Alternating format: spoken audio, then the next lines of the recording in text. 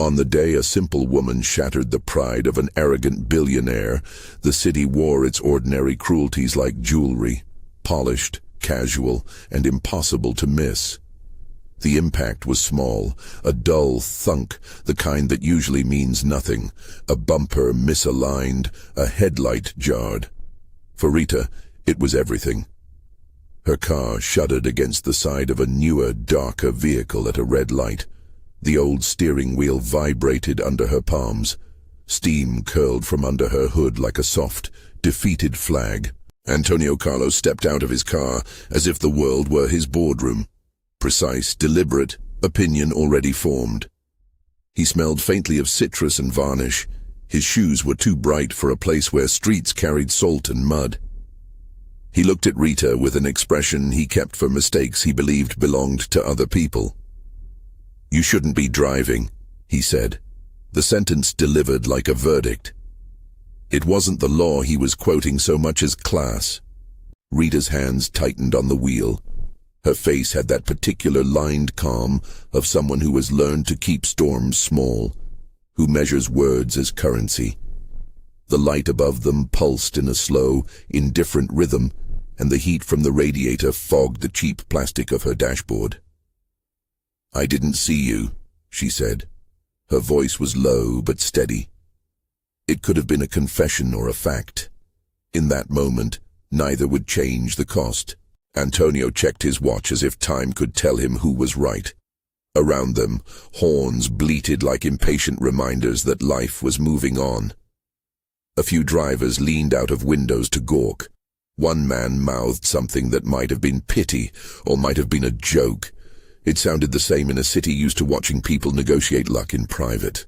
"You could have killed someone," Antonio said. Not a question. The words were meant to hurt less than to elevate, to place his alibi of order above the mess of someone else's life. Rita looked at the dent in her bumper. It looked like an accusation.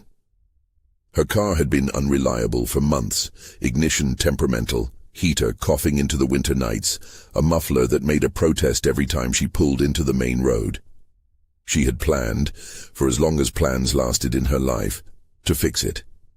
In 2 weeks she would have almost enough from overtime shifts and a small side job delivering groceries to a neighbor. In 2 weeks, the bus would be an option instead of a daily battle. Now, whatever she had to save was thinner by the second. "We can exchange insurance," she said. "I'm sorry, I'll pay for—" Antonio interrupted, as if the air itself belonged to him. "You should have known better," he said. He lowered his voice, and in doing so made his words louder in the small theater of the intersection. "This city runs on decisions. You can't be careless and expect the rest of us to clean up." A woman in a blazer laughed. It was brittle, a sound of someone with the habit of scoring people into types. A man with a coffee cup shook his head and walked away. Rita closed her eyes briefly. In the darkness behind her lids, she saw a hospital corridor painted the color of fatigue, her mother's thin wrist hooked to a lamp, the list of bills on the table like a second patient. She saw the envelope she had tucked under the mattress for months, the one she had hoped would be enough to pay the emergency room deposit when the time came. She had never intended to spend it on a car repair. "Let's handle this quietly," she said finally, because dignity carried an economy of its own. "I have to get my mother medicine tonight." Antonio listened to the word medicine as if it were a foreign currency. He made a face that tried to be kind but landed on condescension. "You should have thought of that before you took to the road," he said. "Let me see your driver's license." Rita handed it over. The plastic card was soft from too many hands. Antonio examined it like a man inspecting a product sample he had not ordered. He could have made the exchange purely procedural, insurance company, tow, forms, but he wanted instead the weight of superiority. He wanted the moment to fold entirely in on itself and reveal his proper place at the center. When he shoved her license back into the tiny crack between her keys and the dented glove compartment, he did it with the casual cruelty of someone who believes small humiliations are harmless. "I'll call my office," he said. We have people who will help arrange it. But you should know cars like this.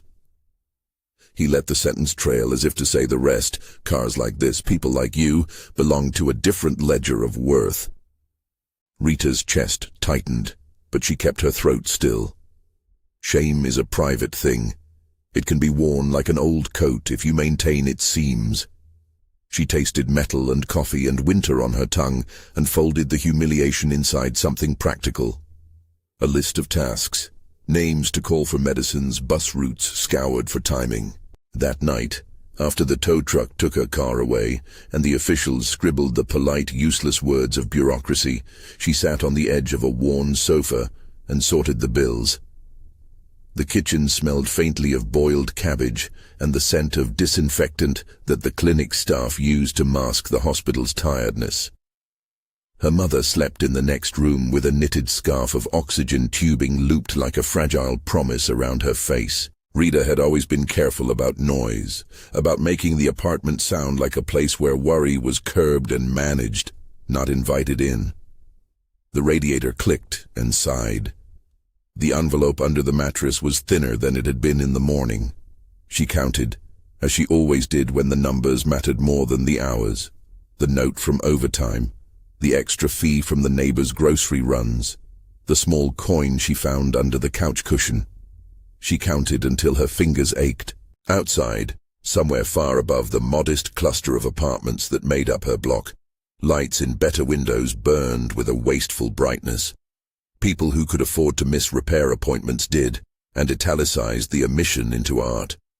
The city moved for them in sweeping, sanguine gestures. For Rita, everything was an intersection waiting for a mistake. She thought of the mechanic's estimate the tow operator had given her, more than she had. She thought of the wound in her mother's breathing, how the dose they had reduced to save money had made the oxygen lamp flicker.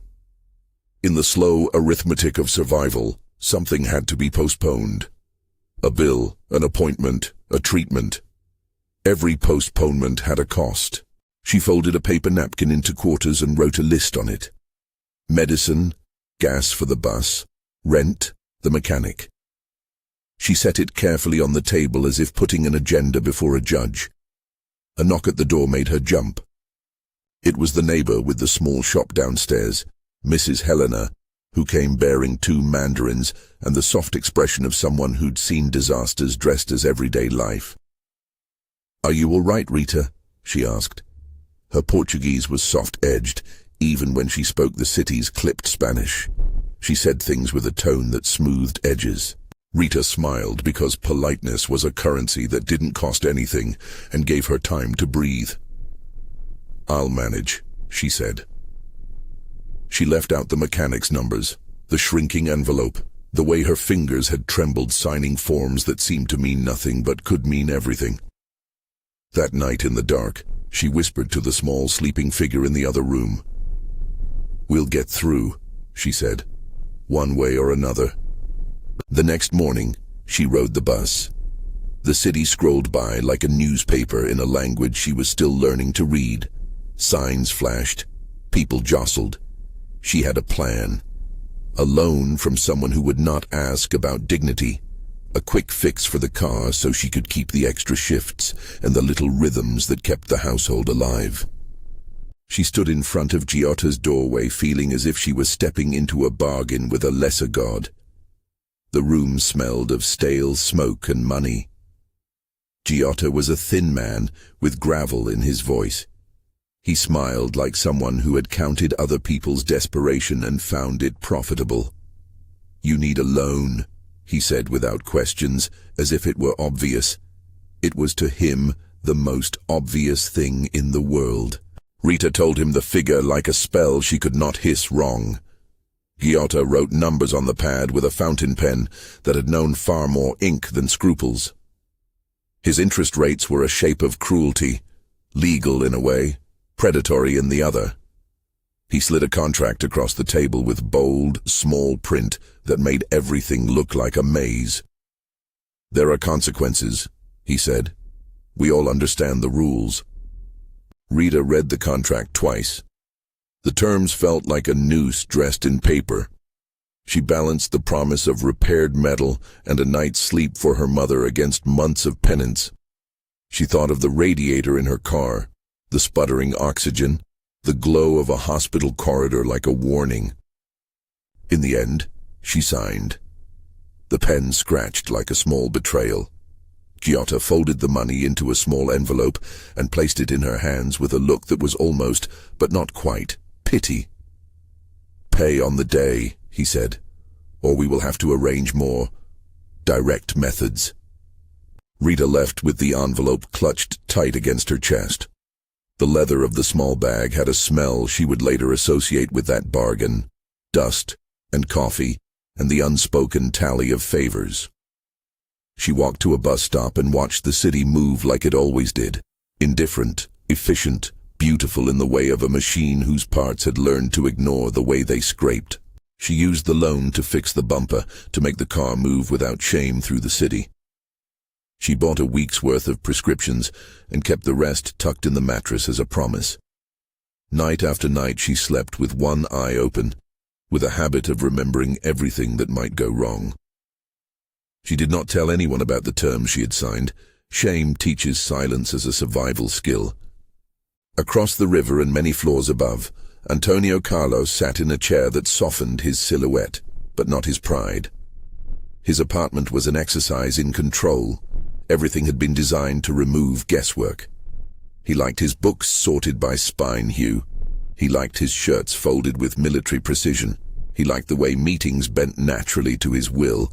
His calendar was a map of conquest written in ink. He had forgotten the sound of a small engine at a red light until the image of Rita's dented bumper found its way into a corner of his mind. It returned to him in fragments. The way she had tucked the license back into the space between key and keychain. The stooped angle of her shoulders, as if the world had already set its weight upon them. At first he filed it as he filed annoyances. Another carelessness in a city where carelessness was expensive. But then, in the late hour between whiskey and sleep, the memory lodged like a burr. It came with a scent, antiseptic and cabbage, and a small human detail that made his evening less tidy. The way she had said, "I have to get my mother medicine tonight." He stirred his scotch and tasted the oak as if it would explain the symptom. He returned to the image of the license card and the small, pale hand that had given it to him. Pride sat heavy across his ribs. For years, pride had been a cloak that insulated him from the world's need. It kept things at a distance and labeled them with correct names. That night, the cloak did not keep the chill away. He tried the usual remedies: charity dinner invitations, a donation to a clinic he had helped build. But none would scratch at the specific twitch of guilt or curiosity that Rita had pulled. He could not explain why the sharpness in his chest had not gone away. When he tried to dismiss it as the kind of irritation his wealth paid to have erased, it grew instead.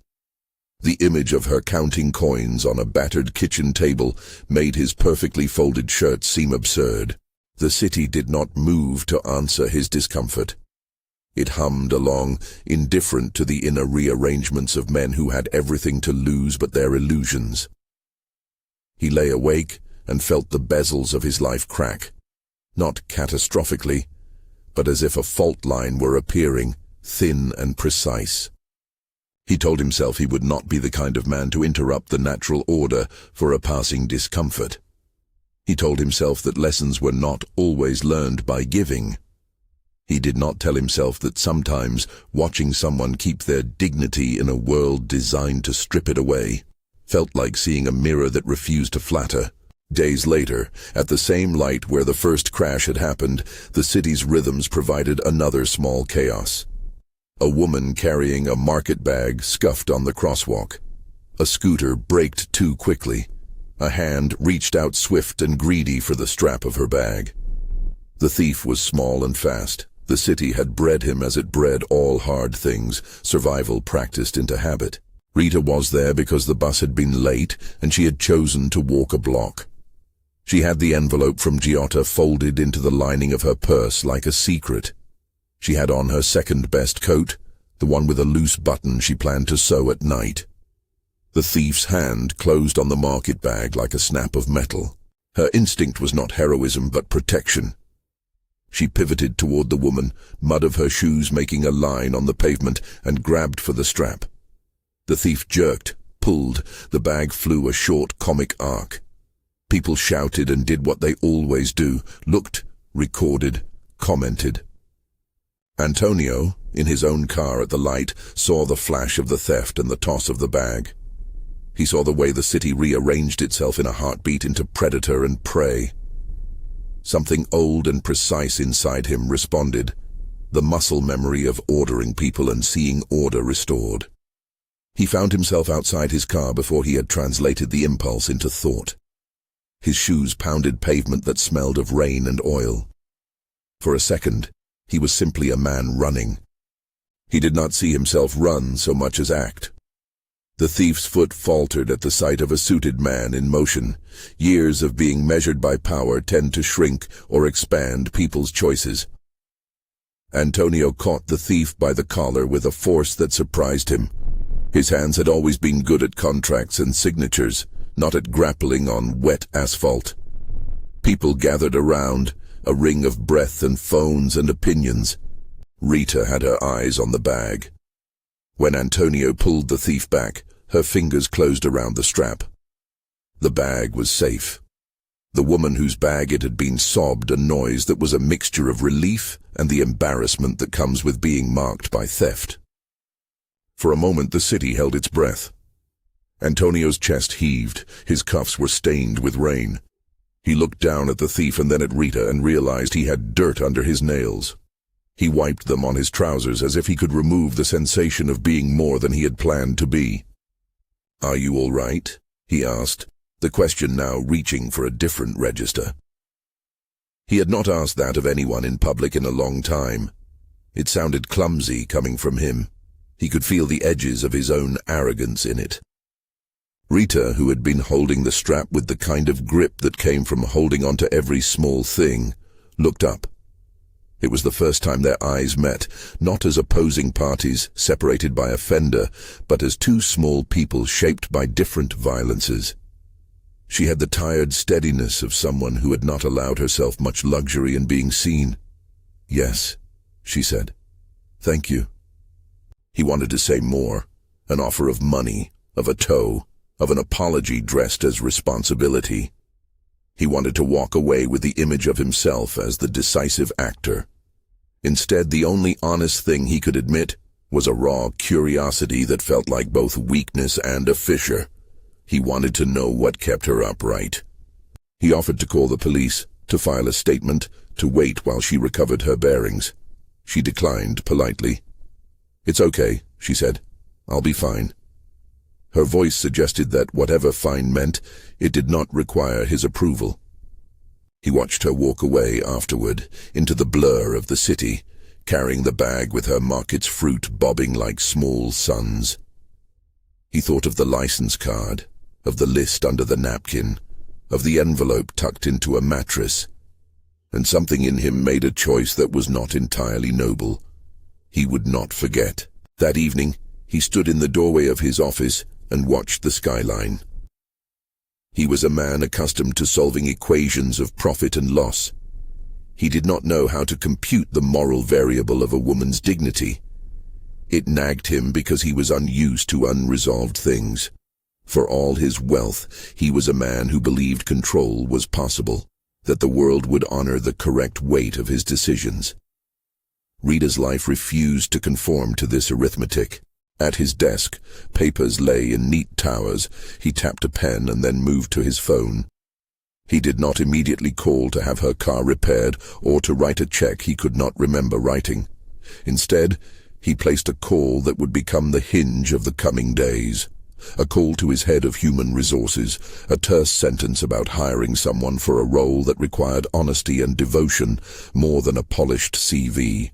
He did not finish the conversation that night. He sent a message rather than directives because the part of him that wanted to dominate was stalled by something that felt like respect and an unease that looked dangerously like guilt. Back in her apartment, Rita opened the small envelope Giotto had given her and found it both life-saving and a chain. The repair shop had promised to have the car ready in 3 days. She would be able to work the extra shift. For 3 nights, she slept with a map of obligations and a series of small lies she told herself to be able to breathe. This will do. This will be enough. In a month, we will be fine. The city continued to be indifferent. But people make their own climates within larger, indifferent cities, and the small weather systems of 2 lives began to change. One man's pride had been assaulted by an image he could not tidy away. One woman's dignity had been demanded by economy and the unglamorous daily fight of caregiving. When Antonio finally hit send on the message to HR, his finger hovered for an extra beat before he pushed it. He was not entirely sure what he would do with the person he would invite into his company. He was not certain his motives were anything more than curiosity and an attempt to soothe a disquiet. He told himself he would keep it professional. After all, the rules of the workplace had always been his ally. Rita, meanwhile, took the bus to the clinic and counted change on the seatbelt seam, like counting out promises. She did not know yet that a man with too many shirts and too few doubts had decided to put her life on his calendar. She did not know that a small act of intervention at a traffic light had lodged itself in someone else's conscience. She only knew that nights were long, that medicine was expensive, that dignity sometimes cost more than the people who took it could imagine. She held the small bag close and felt, briefly and without permission, something like relief. If this story is pulling at you, subscribe to follow how these 2 lives begin to reshape each other. A week later, the office called her in. Though not the building where she had once tried to file a complaint about the toe. It was a call arranged by someone with an efficient voice, someone who did not ask for explanations and made appointments as if calendars were the easiest way to rewrite events. Rita went because she thought a job might be an answer, because her mother needed steady care, and because dignity could also be a currency one earned in shifts and small, honest tasks. On the day she walked into Antônio Carlos's building, the lobby swallowed her like an economy swallowed a coffee coin. Everything there spoke the language of ease she had not been taught. The marble at her feet reflected light in a way that made the floor seem a surface for other people's lives. Secretaries moved through rituals that had the calm of people who had never had to count coins. Elevator music hummed, tuned to an opacity she could not interpret. Antonio watched from a distance. He had arranged the interview with a mixture of motives that sat uncomfortably side by side. He told himself he wanted someone who understood responsibility without artifice, someone who had the kind of endurance his corporate world lacked. He told himself nothing at all when he watched Rita navigate the lobby like a woman in a foreign country who yet refused to be lost. She sat in the waiting area with her hands folded, a posture so ordinary it became defiant. She looked at the people who passed by their small, certain ways and refused to do anything but keep breathing. Her reflection in the glass sat beside a bank of suits and phones, and in her face was the soft geometry of someone who had learned to steady her center. When the moment came to meet, the conversation started as all awkward professional things do. Names, a curt description of the role, a list of expectations. But between the lines were the unspoken things that held them, the sameness of being judged, the sound of urgent things like medicine bills knocking at the doors of living rooms, the hush of things you do not tell other people because they might make you explain how you survive. Antonio watched her answer questions without theatrics. He watched her manner as if he were reading a report written in small, essential letters. She spoke of punctuality and of working without fanfare. She did not beg for help, and that refusal, far from appearing as pride, read to him as a measure of character. When she described why she needed the work, she did so without dramatics. "My mother is sick," she said. "I need to be able to pay for the medicine. The rest I'll manage." There was no appeal in the sentence. It was a fact, like the address she had given or the bus route she had taken. In the end, Antonio offered to have his HR department propose a position. He did not insist on terms. He set a face-saving framework, an open process with clear reporting lines, with the provision that she would not report to him directly. It was, in ways that would come to matter, a small but decisive concession. A recognition of the power difference he could not afford to ignore. Rita accepted on terms that kept her agency intact. She insisted on a written contract, on defined hours, and on the transparency that had been absent from other parts of her life. She did not ask for favors. She asked for work. She asked quietly to be treated as someone who could earn.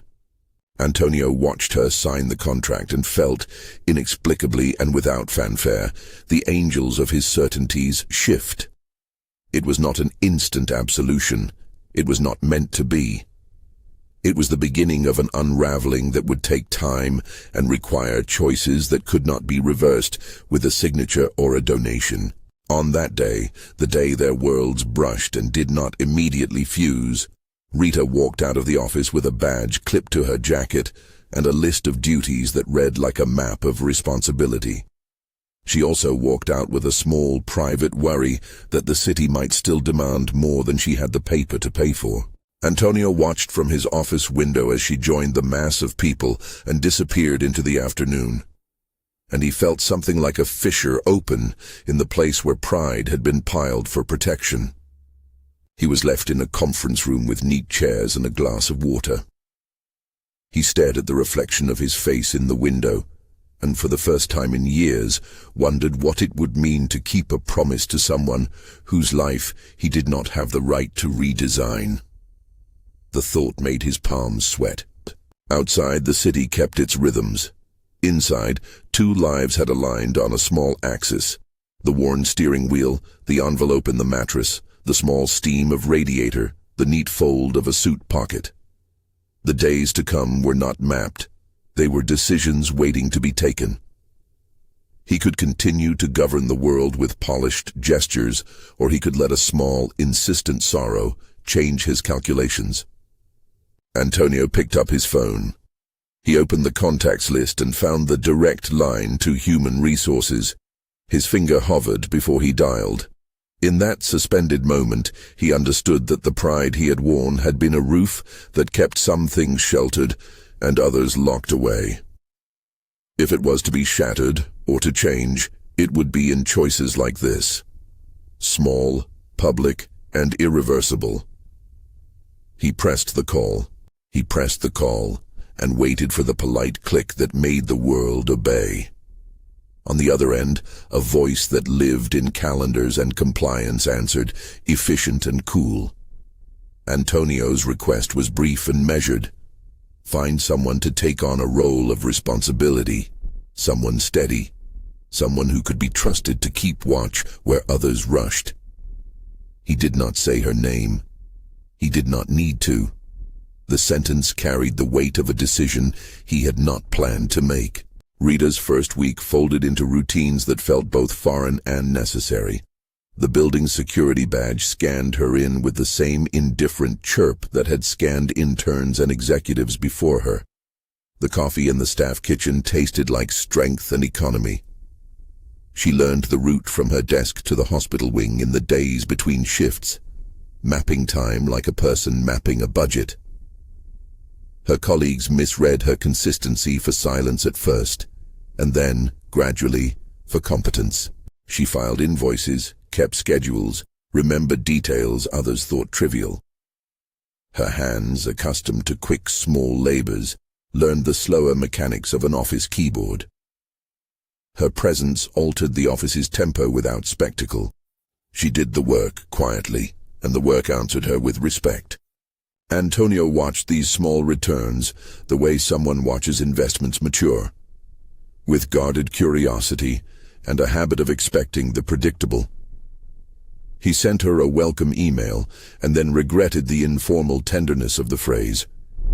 He ordered a health plan enrollment with the smooth efficiency that could route funds across continents. It was a quiet gesture that mattered more than he anticipated. On his end, the move relieved one immediate worry.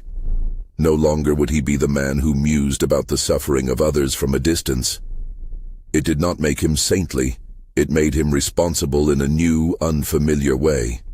At night, he would stand at a window that framed the river and let the city run off into a ribbon of lights. He found himself replaying ordinary things he had never assigned value to. How Rita's fingers paused over the phone when she was unsure which number to dial. How she folded paper napkins into neat squares and used them as improvised checklists. He caught himself thinking about the envelope she'd kept hidden and the tow that had taken her car away, as if they were private transactions that belonged to another ledger he was not allowed to peruse. Giotto did not forget. Predatory men tend to keep ledgers of their own, but Giotto also kept habits.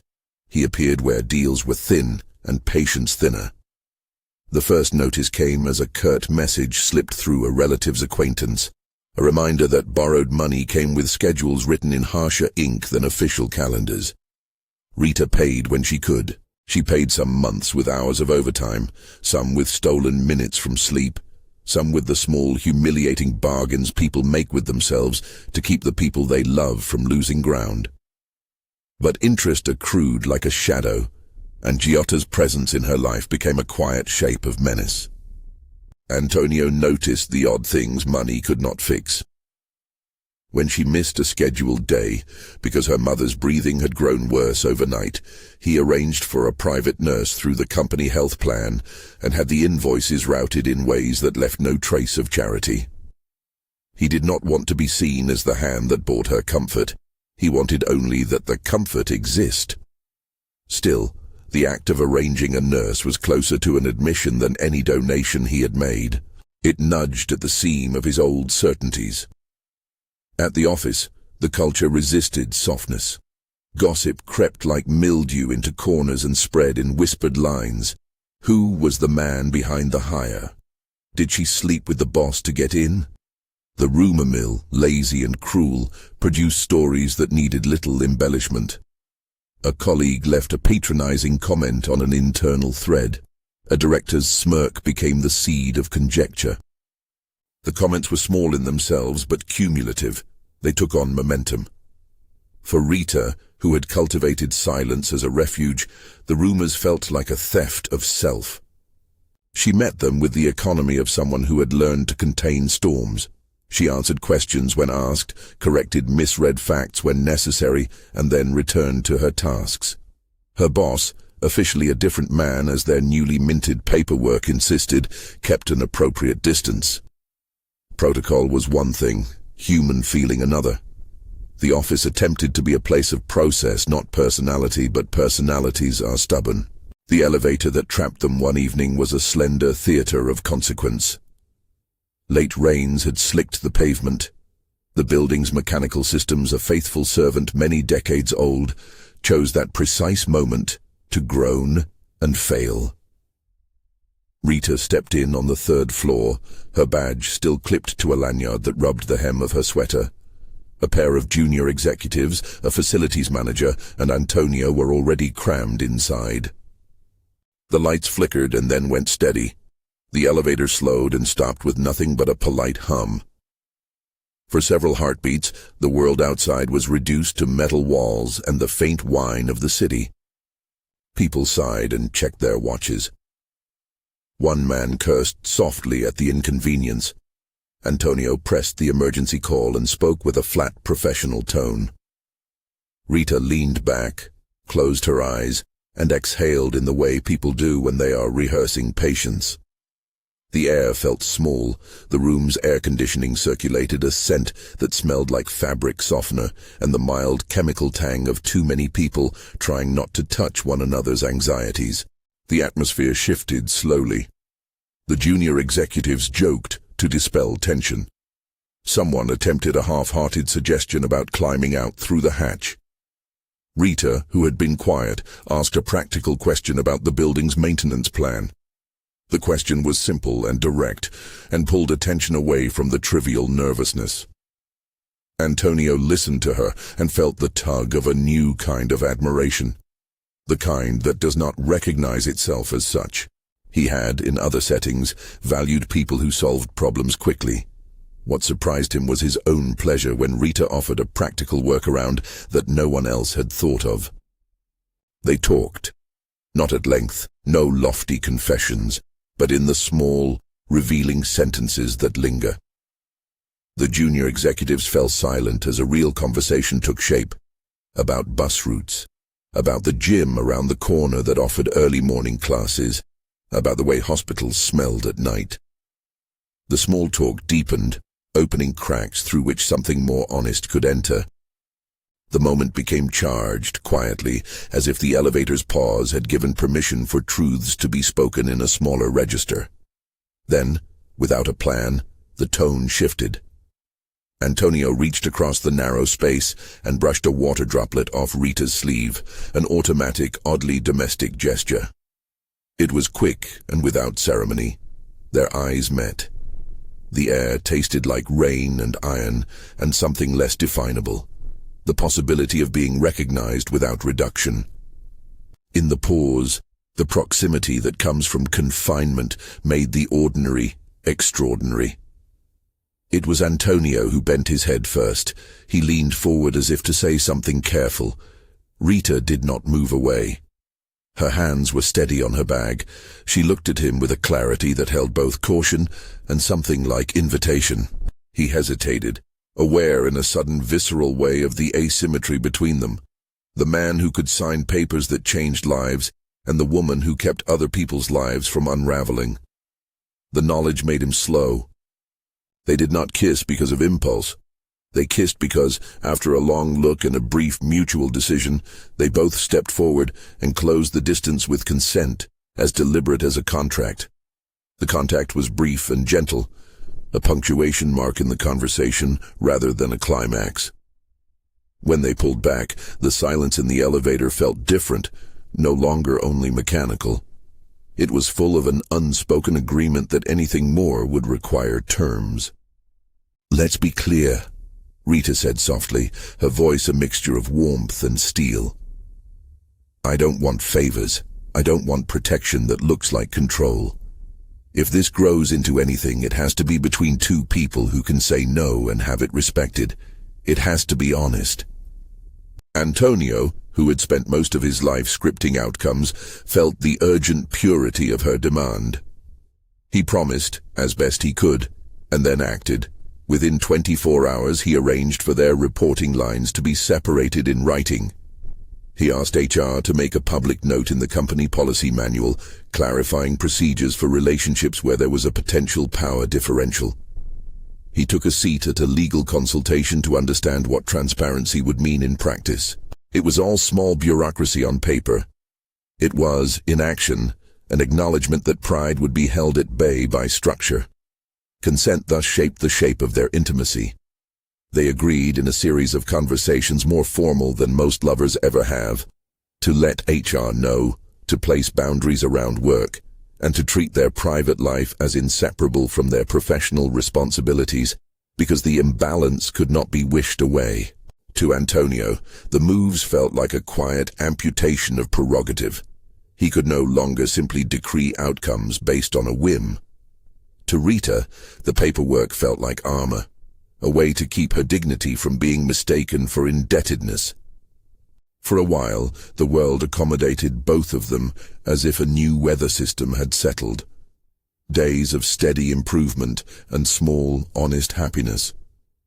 Rita arranged her schedule to be able to care for her mother at specific times, and the nurse who came on Antonio's plan offered a competence that kept oxygen levels more consistent. Rita's mother, who had been a brittle presence of worry in the night, began to hold longer breaths. There were setbacks, of course, days when the cough returned with a new edge, but the health plan nurse's presence meant fewer last-minute panics and fewer unpaid bills written on the backs of napkins. Gioda, meanwhile, watched limitations as a sign to press. He came by once to the market where Rita sometimes sold a few cookies on the weekends. His smile had teeth that looked out for their own accounts. He hinted at the terms she had agreed to, using thin threats that were more humiliating than violent. Rita paid what she could and explained in short terms that she was not to be toyed with. Giotta's reply was a contract's worth of menace. He showed up at a late hour with a new demand, expecting fear to be a payment method. Antonio did not remain an abstract benefactor. When he learned of Giotta's approach, he did not threaten, nor did he attempt to buy loyalty. He called his company's legal counsel and insisted they review any interactions. He also made a softer, more human move. He visited Rita's neighborhood at a time when she could see him meet her at the clinic door. It was not a grand rescue. He sat in a plastic chair in the waiting room and listened as she described the details.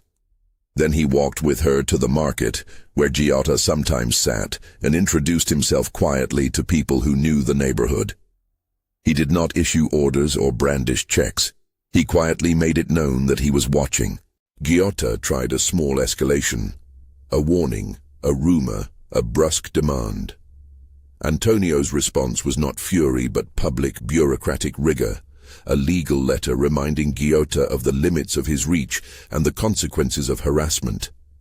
The letter was precise and cold. It did not need to be cruel to be effective.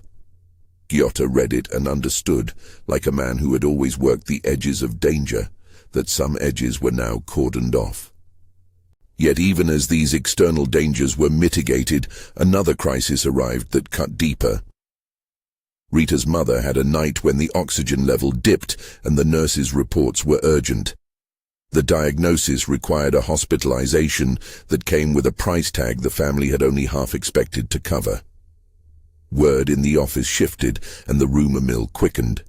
Whispers of a woman who had used influence, of a boss who favored the hired caregiver. A memo circulated anonymously that suggested impropriety, and someone forwarded it to a newspaper that specialized in hunting pleasing scandals. Rita, who had already arranged her life to avoid the glare, felt the glare like a hand on her shoulder. She worried not for her job as much as for what the headlines might do to her mother, to the small fragile normality they had been working toward. She feared becoming a spectacle that would erase the quiet agreements that had kept them alive. So she did what she had always done. She wrote. It was not a resignation so much as a withdrawal, a letter she penned on a cramped, second-hand notepad and folded under a heavy paperweight. The letter said simply that she could not, in good conscience, allow her presence to become the wedge that would harm the company or expose her mother to more headlines and more risk. It said that she refused to be the lever men used to balance their own presumptions. She left 2 paragraphs about gratitude and one small request, that if anyone was to speak of her, they would speak of the work she had done, not the speculation that had gathered like flies. She slid the note under a stack of invoices and walked away from her desk. Then she took a bus and did what people do when they need air. Went to the hospital and sat beside her mother for hours, listening to breathing machines and counting the seconds between one prescribed breath and another. Her withdrawal was not dramatic. She left with dignity rather than drama and sought to protect what mattered most. Antonio found the note. He read it in his office alone, the city's lights a diffuse backdrop. The paper felt small and final in his hands. For a minute he sat staring at the words that removed him from the center of a life he had mistakenly begun to think he could possess. He could have written a grand rebuttal, a public defense fueled by ego. Instead, he thought of the bus ride she took, and the envelope under the mattress, and the way she had said she needed work rather than favors. That memory bent him. He left his office and walked through the floors of his company with the purposelessness of a man who had realized his usual motion could not solve what had happened. He summoned his executive team to a meeting and, in front of them, read Rita's note. He did not dramatize it. He read it plainly and then said simply, "She will not be the subject of rumor. She is an employee. Her work, and the dignity with which she holds her responsibilities, must be the measure." The room filled with murmurs. An investor on the 3rd row raised a hand and asked about optics. A director suggested he reassign Rita to a remote post to avoid headlines. The suggestion carried the logic of cowardice disguised as management. Hide the problem, and the problem will cease to unnerve the people who profit. Antonio refused. It was not a decisive, theatrical refusal. It was a decision that came as if he had been waiting for an opportunity to risk reputation for principle. He announced that Rita would not be penalized for rumors. He stipulated that any internal complaint about favoritism would be handled transparently by HR, not in back channels. He asked that the company set an example. A binding policy, clear and public, about relationships where power imbalances existed, and penalties for spreading undocumented accusations. In effect, he chose procedural justice over convenience. The shattering of pride is rarely audible. It is a series of choices that erode a habit until the habit slips away. When Antonio chose to make firm the structure that protected Rita, when he publicly declared that he would step back from any direct influence in her evaluations and asked for an independent committee to oversee matters, he relinquished a piece of his dominion. For a man who had always measured himself by control, that relinquishing felt like removal of skin. It pained him. It also liberated him. Words can be a lightning bolt in a boardroom. They can also be almost nothing. He did not expect immediate applause. He expected, perhaps if he were honest, resistance. There was both. Some thanked him for clarity. Some muttered about distraction. But one moment crystallized the shift. An investor pushed a proposal in the same meeting, an acquisition that would have meant short-term gain by sidelining several clinics that served vulnerable neighborhoods, moving profits away from care toward logistics. The proposal was polished and potentially lucrative. It promised numbers that made accountants' hearts sing. Antonio listened to the pitch and felt an unfamiliar bile at the back of his throat. Behind the graphs were people whose access to medicine would be controlled by new margins. He thought in the spare dock of his mind of Rita's mother's oxygen machine and how the nurse had smoothed her breathing levels like a small miracle of steadiness. He imagined those machines unbundled into profit columns. The thought made him ill. He spoke. His words were quiet and precise. He outlined concerns not as moralizing sermon, but as business judgment, the brand liability, the long-term risk to employees' morale, the ethical cost that would corrode the company's public trust. He proposed an alternative. Invest in expanding clinics' capacity rather than shutting them down. Create a fund to support employees' families in times of medical crisis, and set aside a percentage of the acquisition proceeds for community health partnerships. The board reacted as boards do when their bottom line meets conscience, some with wry acceptance, some with scorn. But several directors surprised themselves by aligning with him. The acquisition stalled and then dissolved under the weight of a new plan that favored humane metrics alongside profit. It was not a grand abdication of capitalism. It was a recalibration of where the company would place its bets. The moment became a public pivot. Journalists smelled a story and wrote about a billionaire who chose people over profit in headlines that took liberties with nuance. The articles simplified, as headlines do. What mattered less to Antonio than any of his previous reputational anxieties was that on the day the board voted against the acquisition, Rita's name was removed from the list of things to be whispered about. She had not demanded this. She had only asked once for dignity. He had given her that public space. But change invites pushback. The anonymous memo writers found new targets. A smear op hinted at improprieties. The company's stock trembled as speculation rose. In the midst of the noise, Rita received a phone call from Giotta. The man was furious and threatened escalation. The threat was precise. Reveal private details, follow through on slander, or collect on debts owed for months. Rita's throat tightened. She had thought she had enough footing. It had proved, as most footing does, mutable. She considered leaving entirely. The note she had written now seemed to have been a child in the wind. She thought of the nurse and the small improvements in her mother's breathing and felt the pull to stay. She also felt the wind of humiliation gather again and the ache of being the center of a conversation that had very little to do with the work she did.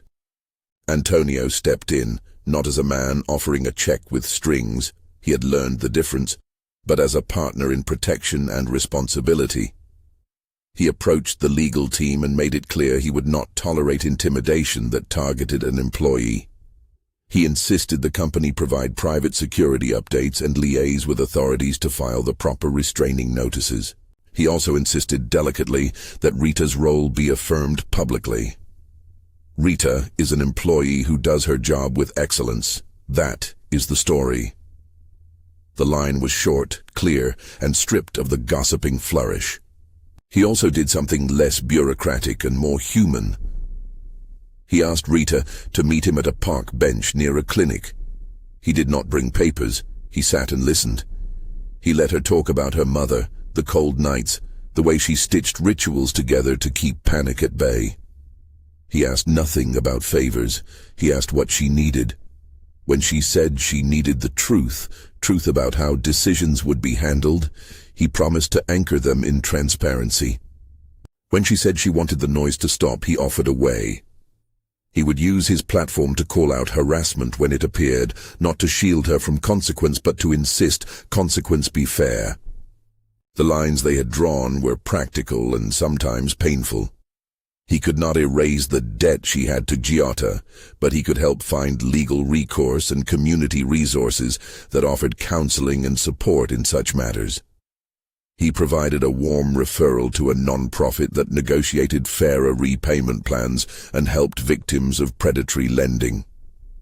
The non-profit connected Rita to a small program that allowed her to restructure her debt in a way that did not require surrendering dignity. It did not remove the debt overnight. It reduced the terror of it. Days accumulated. Small concrete changes took root. The HR committee had independent oversight. The company established a modest fund for employees facing medical emergencies, and Antonio began to show up in ways that were not performative but consistent. No grand gestures, only steady, often awkward presence. He began attending regular briefings about employee welfare and asked questions that were not about returns but about outcomes. He did not always get it right. He made mistakes. An email misworded here, an ill-timed comment there, but the cumulative pattern of his actions was different. Rita's work received recognition in ways that mattered. A director publicly thanked her during an all-hands meeting for patching together a scheduling system that improved patient follow-ups. A supervisor sent an internal note commending her attention to details that reduced errors in the company's community outreach. She was promoted to a role with a clear job description and a manager who was not Antonio, a woman with experience in organizational work who had been neutral in the rumors and thorough in governance. Rita's advancement came with a conversation, a transparent performance review, measurable goals, and a salary that reflected the scope of her responsibilities. She had not traded dignity for position. The promotion was an acknowledgement of merit. In the private sphere, their lives wove together with small gestures.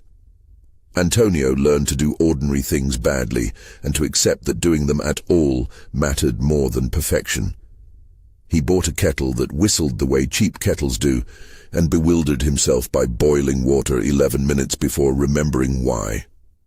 Rita taught him how to fold towels the way she had learned as a child, a fold that made linen feel less like cloth and more like care. They argued sometimes, not about love, but about boundaries, about the proper way to keep an invoice or whether friends from different social circles should be invited to a Sunday meal. In those arguments, pride sometimes reared its head and was met by the gentle insistence they had both agreed upon. Honesty and accountability would be their guides. One evening, when the air in the apartment smelled of onions and simmering tomatoes, Rita's mother finally came home from the hospital with a trajectory of recovery that left both of them cautious but hopeful. The antiseptic machine on the porch still hummed at night, but the breaths were longer, the nurse's visits less frequent. Rita's nights became rounder, less punctuated by immediate alarm. She slept in shifts again and allowed herself the small luxury of dreaming without the immediate readiness to wake. Antonio watched the small household rituals with a new kind of reverence. He arrived one Saturday morning with a bag of fruit and the awkwardness of someone trying not to overstep. He offered to cook, having watched them enough nights to know where herbs kept their confidence. He chopped badly and laughed at himself. Rita corrected him without malice. They ate at a small table that held mismatched plates. It was domestic, ordinary, and it made them both less afraid of what the future might demand. Their intimacy matured into a partnership that refused to be smoothed into a fairy tale. They negotiated roles, household chores, caregiving rotations, ways of handling public attention. When a photographer from a tabloid tried to wait outside the clinic for a candid shot, Antonio employed legal channels and clear statements of policy rather than aggression. Rita used the incident as a moment to teach her mother how to step around cameras without feeling seen as a symbol.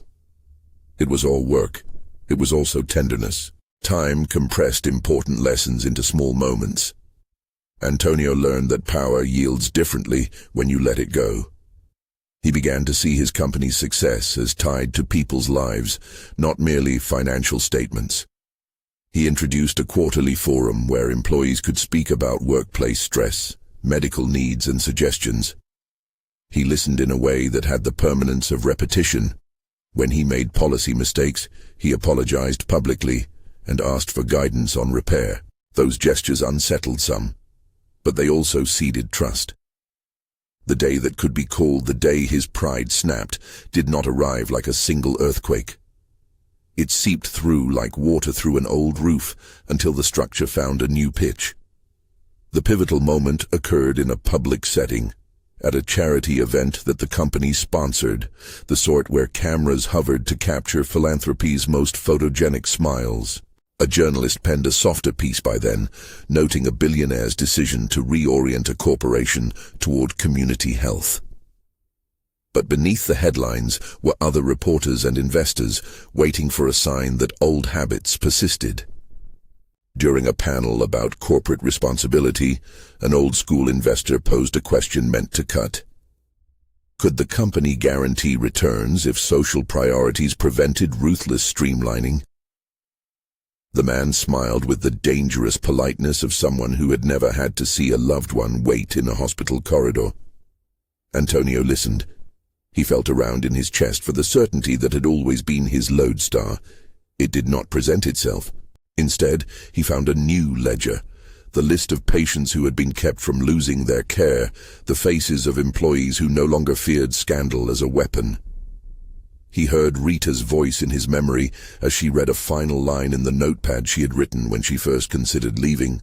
"I ask for my work to be the story." He spoke then, plainly, and without the self-congratulation any press release could craft.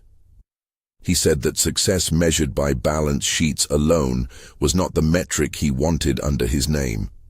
He announced that the company would institutionalize community partnerships and adjust projected returns to account for social outcomes, even if the market would call the move counterintuitive. He said, in a sentence that was at once private and public, that his pride could no longer be the filter through which decisions were made. The shattering, when it came, was less about loss than about rearrangement.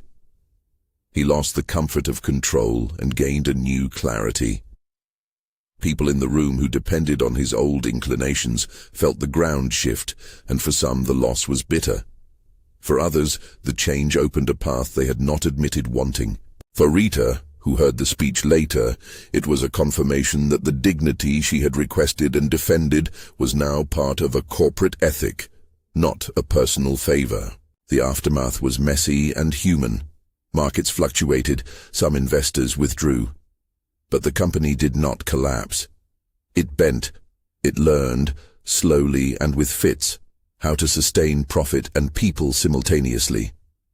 Employees who had once whispered began to speak louder in staff meetings because they knew a leader would listen and not simply lecture. The culture did not transform overnight. Old habits required repeated correction. But the axis had changed. As for Giada, he found less room to maneuver. The legal letters kept arriving, and the community programs reduced the vulnerability of the neighborhoods where he found clients. People who had once taken loans out of desperation now had resources to negotiate safer terms. Giada grumbled and moved on, his shadow less large than before. Rita received her next performance review and found, to her surprise, a notice of a modest salary increase and a new title, Coordinator of Community Outreach. The job included organizing the clinics Antonio's company now supported and overseeing a small team. The increase did not make her rich. It did, however, make the work sustainable. It allowed her to breathe more deeply when she bought medicine. It allowed her mother to sleep with fewer interruptions and, eventually, fewer nights in the hospital. The two of them walked forward with the caution of people who had learned that love needs agreements as much as affection. They celebrated small things, an uneventful week, a dinner with friends. The day Rita's mother took a full, unassisted walk in the garden outside their apartment complex. They worried about money and less aggressive rhythms. They planned budgets aloud like two people aligning maps. On a Tuesday afternoon, in the small kitchen that smelled of tomato and basil, Antonio found a way to mark what had happened without spectacle. He took out a small envelope, no flashy ring, and wrote a short note. He put it beside the kettle and handed Rita a cup of tea he had made badly but with care. She read the note and laughed softly, a sound that held relief. The note said simply, "Stay. Build this with me. Not as a favor, as a partner." She looked up, eyes wet with the small heartbreak of long survival, and nodded. She did not demand rings or proclamations. She wanted continuity, the slow knitting together of lives that had been close to rupturing in different ways. She wanted to know she would have a hand in making the future they both feared and desired. Their life was not a sudden conversion to ease. There were arguments over whether to accept an invitation to an office gala where old acquaintances might whisper. There were setbacks in policy that required redress. There were nights when Rita's mother coughed, and the oxygen alarm made their hearts spike. There were moments when Antonio's courage faltered, when gossip stung, and when the pattern of his past privilege pushed through in small ways that required apologies. But the arc of their days bent toward a steadier horizon. Rita rose on merit, never as a symbol of a man's redemption but as a woman who had proven capable. Antonio's pride, once polished and impermeable, relearned humility, difficult, persistent, and not a spectacle but a labor. He did not become perfect. He became someone who confessed mistakes and worked to make repair. That, to Rita, showed more transformation than any eloquent apology ever could. The city continued to wear its indifferent clothes. It slowed for no one, yet in a modest apartment with a humming oxygen machine and an overused kettle, a different kind of weather formed, a household marked by small, consistent choices. Friends visited and sat on mismatched chairs. They argued about trivialities. They planned a modest holiday. They held each other's hands during small funerals and small graduations. Pride had been shattered, not by humiliation, but by the insistence of a simple woman's dignity. The billionaire learned to measure worth differently, and the measurement shaped his company and his life. If this story touched you, please like and subscribe for more tales of ordinary people whose choices change the world.